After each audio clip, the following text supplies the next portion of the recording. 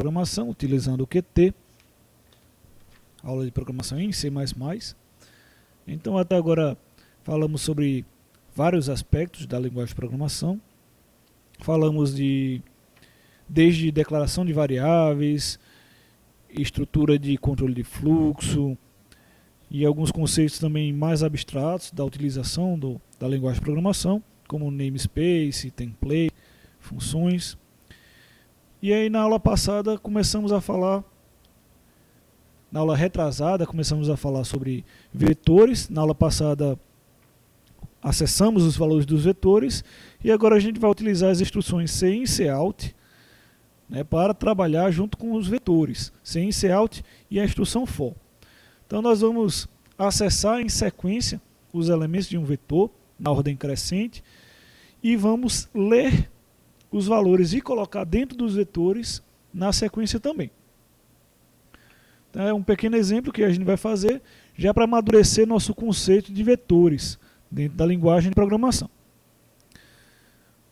Então, a gente já sabe como criar um vetor, por exemplo, um vetor com 5 espaços de memória. E o que vamos fazer agora é ler os valores desse vetor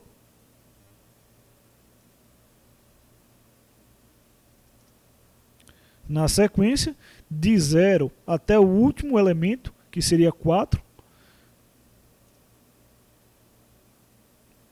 ou seja, um número menor do que 5.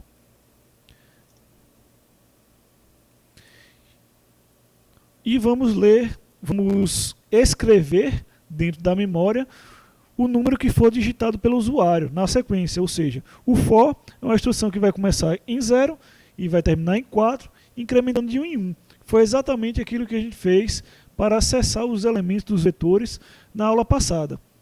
Então agora, std cin a i. Então aqui estaremos acessando um por um os elementos do nosso vetor. Então aqui nós vamos somente organizar para ficar mais percebido pelo usuário o que ele tem que digitar. Digite o valor do vetor que deve ser alocado na posição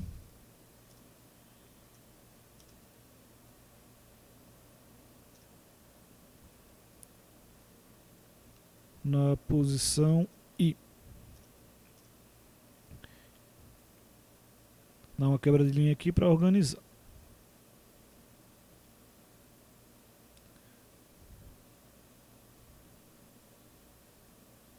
Então vamos colocar uma quebra de linha também antes.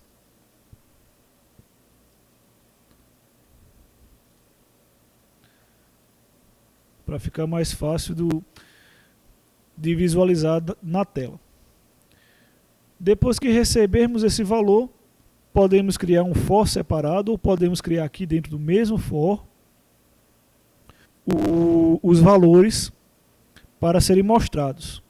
Então std cout. Vamos perceber que quando mostrarmos aí, vamos mostrar exatamente o número que foi digitado pelo usuário.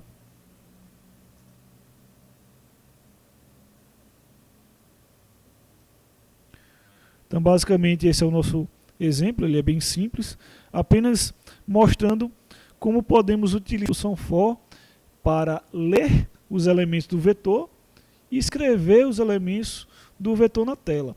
Então, a gente acessa os valores tanto para a leitura quanto para a escrita, tanto para utilizar o cin quanto para utilizar o cout.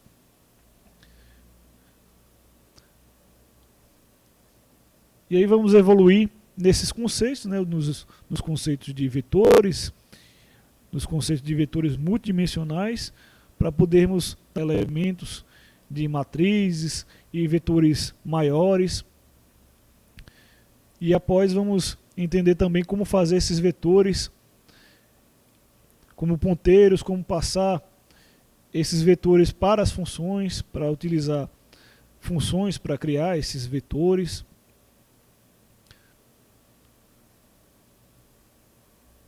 Aí começa a ser inicializado. Digite o valor do vetor que deve ser alocado na posição 0. Na posição 0 eu vou colocar o valor 10. Então quando acontecer essa tela aqui é só apertar F5 e voltar para a tela. Então vou digitar o valor 10. Então o valor 10 foi armazenado dentro da posição A0. 15, 20, 50, 8. Então a gente pode perceber que todos os números que foram digitados, né, foram armazenados dentro da variável e foram mostrados. Basicamente isso que a gente tem para os vetores com uma dimensão. Na próxima aula vamos começar a falar sobre vetores multidimensionais. E o exemplo mais clássico são as matrizes. Então até lá.